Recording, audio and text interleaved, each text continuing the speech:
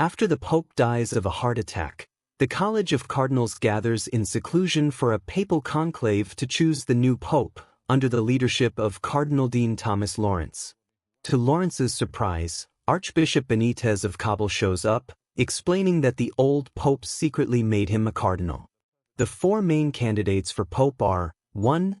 Bellini, a liberal in the vein of the late Pope; 2.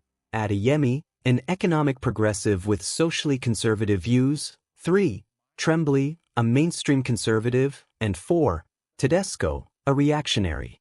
Tedesco wants to abandon the Second Vatican Council's policy of peaceful coexistence with other religions.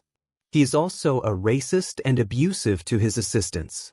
In addition, it is implied that Tremblay and Adeyemi used their positions in the Vatican bureaucracy to overwork the Pope until he died. As the two leaders of the Church's liberal wing, Bellini and Lawrence are the most logical successors.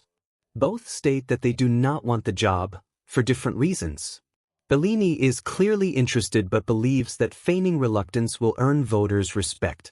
Lawrence's position is more complicated, as he recently tried to resign his post as dean due to a crisis of faith. Although Lawrence votes for Bellini, Bellini senses that Lawrence is withholding his full support. Before the first vote, Lawrence gives a speech encouraging the cardinals to embrace diversity, which is seen as a campaign speech.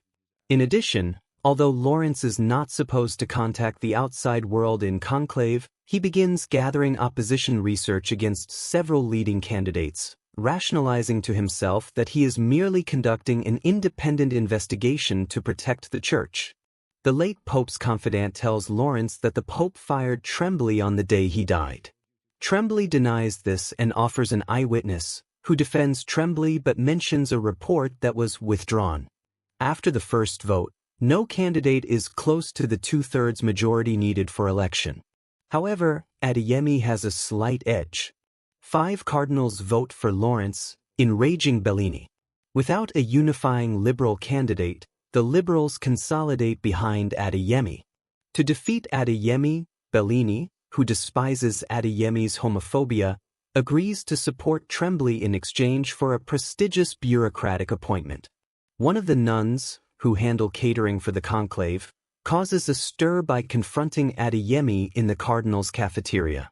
She confesses to Lawrence that she had a child with Adeyemi when she was 19 and he 30. Lawrence confronts Adeyemi, who admits the truth and begs for forgiveness. Although Lawrence keeps Adeyemi's secret, a whisper campaign derails Adeyemi's candidacy. Adeyemi informs Lawrence that the nun was recently reassigned from Africa to the Vatican and suspects a setup. Lawrence learns from Sister Agnes, the head nun, that Tremblay arranged the move. Lawrence tries to blackmail Tremblay into stepping down, but Tremblay proudly admits that he exposed Adeyemi and accuses Lawrence of manipulating the conclave for personal gain. Lawrence breaks into the late Pope's apartment and finds documents showing that Tremblay bribed cardinals for votes. Bellini urges Lawrence to burn the documents, but reconsiders and switches his support to Lawrence. Lawrence and Agnes ruin Tremblay's reputation by publicizing his bribery, leaving Lawrence and Tedesco as the only remaining candidates. During the 5th vote, a suicide bombing in Rome kills 52 people and damages the Sistine Chapel. Tedesco blames Islamists and calls for the Church to fight against Islam.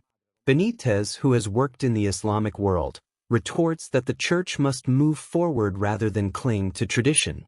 He also chastises the cardinals for focusing on politics and schemes over their religious mission. Moved, the cardinals elect Benitez as pope. Shortly before Benitez's election is announced, Lawrence is informed that the late pope had paid for Benitez to visit a gender reassignment clinic, news that would force Benitez to step down if made public. He confronts Benitez, who explains that he is intersex, with a penis, uterus, and ovaries. Benitez chose to keep his female organs as, "I am as God made me." Lawrence decides to keep Benitez a secret, as his loyalty to the old pope exceeds his ambition. He stares outside his dormitory window as the crowds cheer Benitez's election. Thanks for watching, guys. Please do not forget to subscribe and turn on post notification.